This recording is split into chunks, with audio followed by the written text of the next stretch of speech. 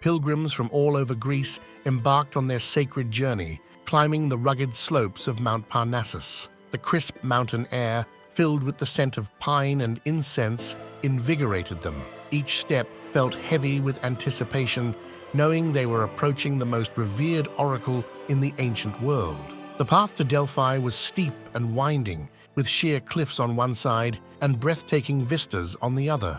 The sight of the temple complex, perched dramatically on the mountainside, filled the pilgrims with awe. The clear blue sky contrasted with the ancient stone structures, each one a testament to centuries of devotion. Before entering the sanctuary, the pilgrims purified themselves at the Castalian spring. The cool, crystal-clear water was believed to cleanse the body and spirit, essential for those seeking divine guidance. The splash of the water and the murmur of prayers created a serene atmosphere, a prelude to the encounter with the divine. Inside the Temple of Apollo, the air was thick with the smell of burning incense and the flicker of torchlight. The pilgrims were greeted by priests who guided them through the dark, echoing halls. Each footstep on the marble floor resonated with the weight of centuries-old traditions. In a secluded chamber, the Pythia, the Oracle of Delphi, sat on a tripod above a fissure in the earth. Shrouded in mystery and sacred robes, she inhaled the ethylene vapors that induced her trance. The atmosphere was charged with a sense of the supernatural, the boundary between the human and divine blurred. Kings, generals, and commoners alike presented their questions to the Pythia, their voices trembling with hope and fear. The Pythia's cryptic responses, often spoken in enigmatic phrases, were interpreted by the temple priests. The ambiguity of her prophecies left much to contemplation, the true meaning unfolding with time. One day, a mighty king approached the Pythia, seeking guidance for his upcoming battle.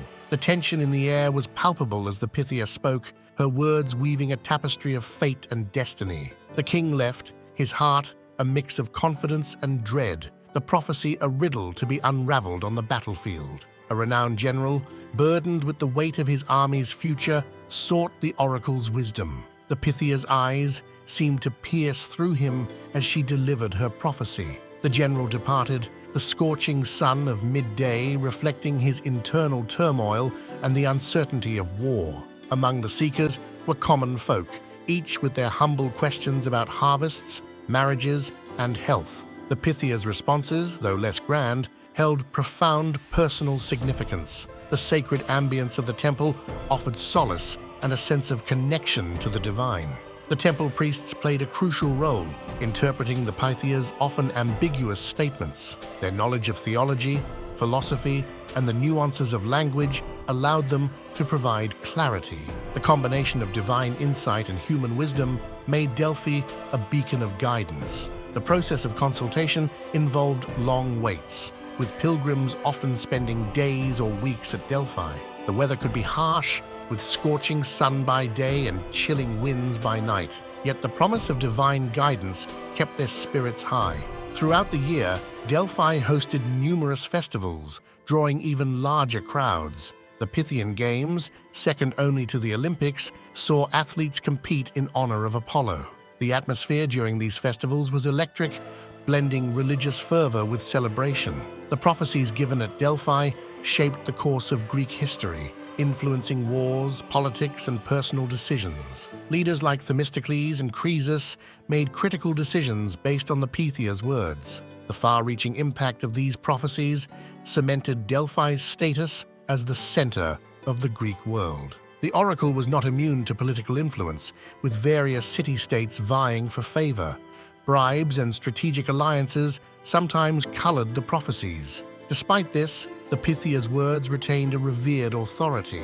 As the classical era gave way to the Hellenistic and then Roman periods, Delphi's influence began to wane. The rise of Christianity and changing political dynamics diminished the oracle's significance. The once bustling sanctuary saw fewer pilgrims, its temples gradually falling into disrepair. The last recorded oracle was given in the 4th century CE as the spread of Christianity overtook pagan practices. The final prophecy foretold the end of an era, the sacred flame extinguished. The once sacred site fell silent, a relic of a bygone age. Centuries later, archaeologists unearthed the remains of Delphi, reigniting interest in its ancient glory. The ruins revealed the grandeur of the past, with inscriptions and artifacts offering glimpses into the world of the Pythia. The modern world marveled at the achievements and mysteries of ancient Greece. Today, Delphi attracts tourists and scholars alike, drawn by its rich history and spiritual legacy. The paths once trodden by ancient seekers are now explored by those seeking to connect with history. The weathered stones and silent ruins tell stories of a time when the gods spoke through the Pythia. The legacy of the Oracle of Delphi endures in literature, art, and collective memory. The concept of seeking divine guidance resonates through the ages, inspiring stories and reflections. Delphi remains a symbol of human quest for meaning and connection with the divine. Standing among the ruins, one can't help but feel the weight of history. The air, still fragrant with the myths of old, invites contemplation. The Oracle of Delphi, though silent, continues to whisper to those who listen. Our journey through time comes to an end for today. We embark on new adventures every week. If you relish the experience, please like and subscribe.